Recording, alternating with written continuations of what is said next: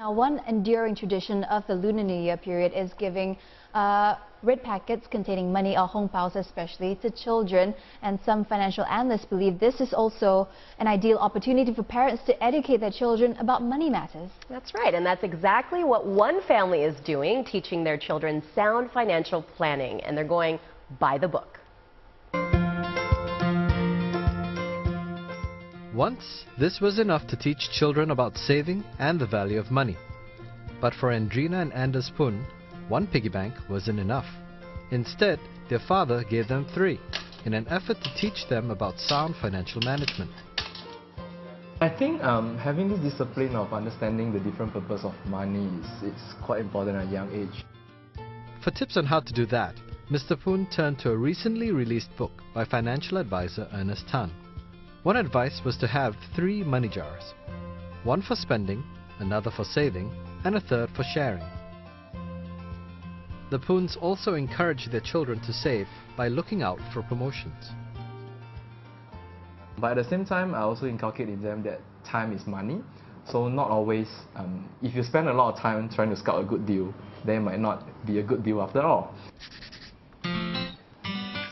Entrepreneurship is another skill that Mr. Poon has imparted to his offspring.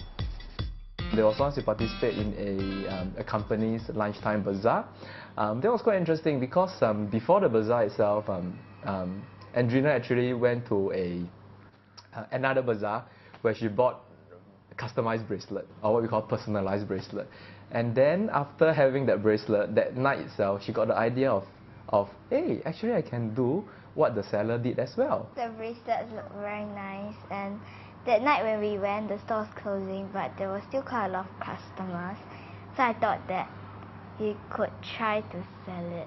And what she did was she immediately went online to search for the items, which consists of those leather straps as well as the, what do you call those? Charms. Charms, yeah. So that was one activity which did really put them through from product acquisition all the way to production, making, and finally selling to the customers itself. While earning and saving money are good traits to have, it is just as important to teach children how to spend wisely. Mr. Tan advocates setting aside 70% of pocket money for the spending jar. If you don't have a spending jar and you always have to take from your savings jar, you always have a sense of guilt. So the kids will become very unwilling spenders, and they might become miser in the end. For Andrina and Andres, saving has become a game, with both looking forward to that annual trip to the bank.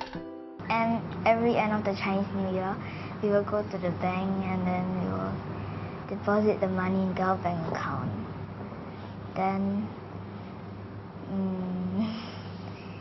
Then you will check your bank book. Always check my bank book. And I will always have more money than him. I want more money than you. And with their parents watching carefully and guiding them, these siblings are well on the way to fiscal prudence. Oh, that's a great lesson there. And of course, the father from that story, Kok Poon, is with us this morning. And joining him in the studio is money coach Ernest Tan, the author of that book that we've been talking about, Raising Financially Savvy Kids. Great to have you both with us. Good morning. Thank you. Good morning. Let's start with you, Ernest. Now, what do you recommend is the right time to teach children about money? Well, children, as soon as they know, they are very smart these days, children. As soon as they start asking parents for money to buy things, that is one teachable moment that parents should seize the opportunity to teach. Another way will be to see that children also start asking money for kiddie rides, or for money putting in that time machine to get the small little toys in the capsule. Those are moments that we sort of teach that where money come from, how parents get the money from. And that starts at a very young age. I have a 2- and a 4-year-old, so they've already started asking for money, for toys and things. Yes. So yeah, research, part of my research in writing that book was that as young as 2 years old, you can start teaching them already.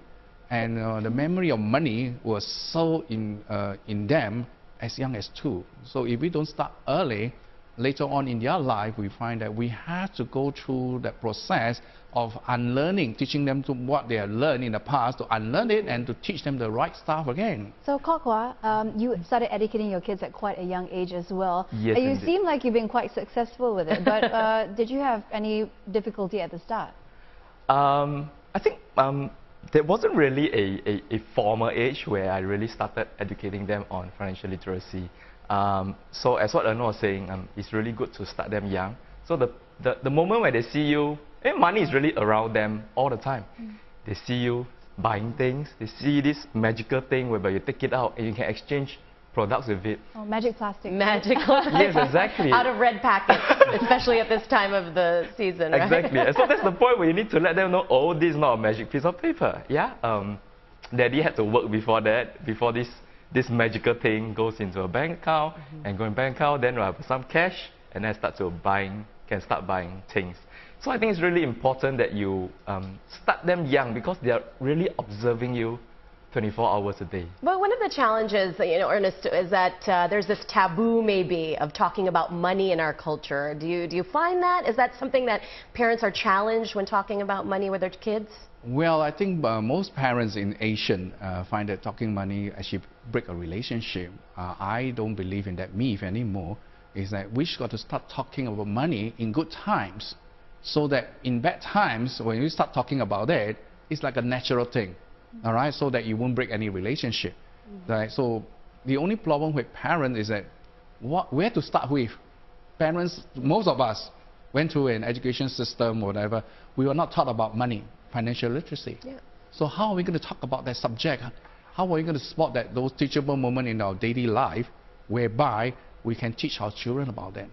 Kok Hwa just mentioned some of the things that in the olden days, my time, I saw how my parents worked hard for money, literally sitting and counting money.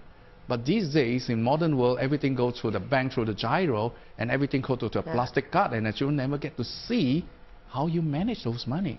But Kok Hwa, Yep. are you concerned that your children one day could develop a bit of an unhealthy fixation with money, because they're constantly thinking about it, saving, whether to spend or not? Do you think it might be unhealthy at the end of the day? Right. So really, I view it in this way. So at one end of the spectrum, you would get what we call a spendthrift. That's where you spend and spend and spend. But on the other end of the spectrum is what we call a miser, where you hoard and hoard and hoard. And anything in between is what we call a good money master.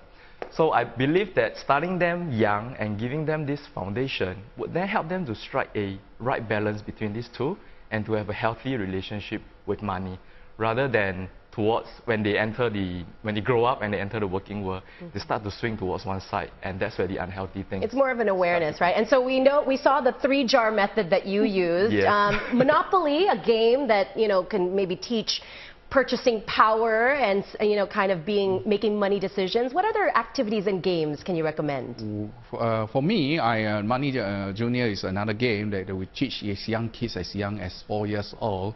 Instead like a Monopoly, this is a real board game where we teach children on these 3 things about saving, spending, and sharing, and earning. So some of the things that we teach them, so they go through that board game together with their parents. A lot of, like what I said earlier, a lot of parents wasn't taught or wasn't given the opportunity. So this game will actually bring the parents and the child together, to bond them together, play the game together, and understand what was being taught to the child, so that they can continue it after the game in their daily lives. So tell us a bit more about these boxes that we have on the table.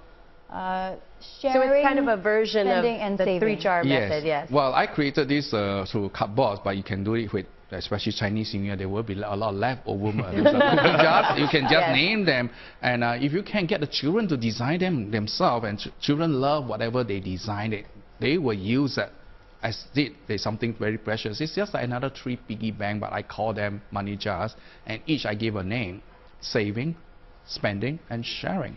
And it really is about thinking about how you want to allocate, as opposed to just dropping money in one bank, right? Yes, indeed. Yes. Yeah. So it takes a lot of consciousness for the kids. When they first receive the money, before they even spend it, they will have to decide, okay, so how much do I put into each box? Okay. All right. Thank you very much. I'm sorry we've run out of time, but it was so great speaking with you guys. Thank you for coming in today. I know I've learned a lot. I'm going to try this method at home. On your kids. So some Sound advice on teaching money smarts to young children. Thank you very much, Kok Hwa and Ernest.